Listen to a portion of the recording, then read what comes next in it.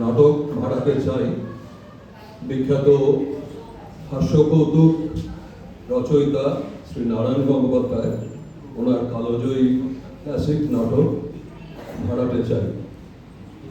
আমরা নারায়ণ গঙ্গোপাধ্যায়কে অনেকেই জানি যে শুধু হাস্যরসের স্রষ্টা হিসেবে, বিশেষত টেনিদার চরিত্রের সৃষ্টি হিসেবে, কিন্তু আমরা অনেকে জানি না যে নারায়ণ গঙ্গোপাধ্যায় অসাধারণ একজন বাংলা অধ্যাপক ছিলেন।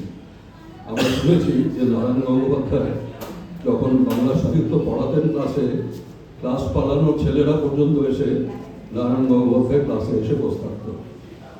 আমার এই ভাড়াতে চাই নাটকের সঙ্গে খুব সুন্দর একটা স্মৃতি রয়েছে।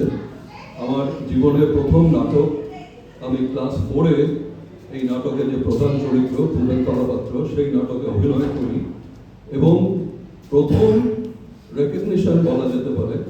আমাদের ক্লাসে আমার এক সহপাঠিনী পড়তো, হেমাল পটেল বলে এক গুজরাটি মেয়ে, তার বাবা মিস্টার পটেল, উনি আমাকে 11 টাকা দিয়ে সম্মানিত করেছিলেন। তো আমার কাছে সেই স্মৃতি অমলিন আছে। আমাদের এটা সম্মিলিত প্রয়াস। আপনারা জানেন যে আমরা খুব নানা রকম প্রতিকূলতার মধ্যে নাটকের আয়োজন করি।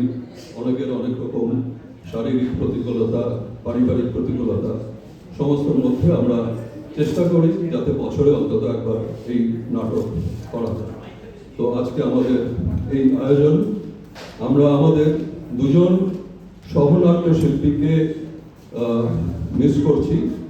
আমাদের শ্রী মহেন্দ্রনাথ ঘোষ প্রথম নাটকে ছিলেন, উনি এখনো অসুস্থ। শ্রী পি.কে. সান্যাল, উনি দূর থেকে কালকে শুভেচ্ছা জানিয়েছেন। উনি সাংঘাতিক উৎসাহী, কিন্তু ওনার পায়ের অসুবিধার জন্য উনি করতে পারেননি। আর একজনের কথা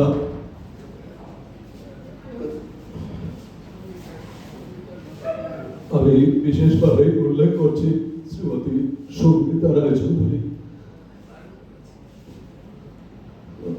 উনি সব থেকে বড় নাটক, জীবনের নাটকে জয়ী হয়ে ওদের মধ্যে এসছেন। আপনারা সবাই থেকে হাতটা নিয়ে ওনাকে অভিনন্দন জানান। ওনার থেকে বড় শিল্পী আর কেউ নেই।